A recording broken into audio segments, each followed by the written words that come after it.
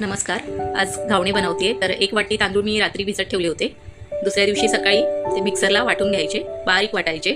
थोडं पाणी घालायचं वाटताना आणि एका भांड्यात काढून मग आपल्याला पाहिजे तेवढं पाणी ओतायचं, मीठ टाकायचं. हे बघा एवढं पातळ बनलं पाहिजे.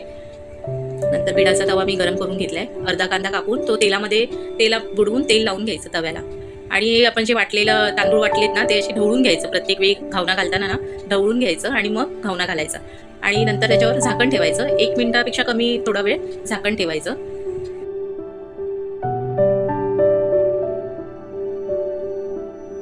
हे बघा आता 1 मिनिट झालेले आहेत, तरी झाकण काढायचं.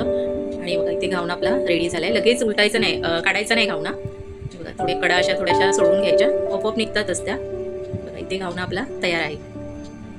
मस्त जाळीदार लुसलुशीत घावणे आपले रेडी. परत एक करून दाखवते. तुम्हाला जर माझे व्हिडिओ आवडत असतील तर चॅनलला सबस्क्राईब करा, व्हिडिओ शेअर करा, लाईक करा, कमेंट्स पण करा.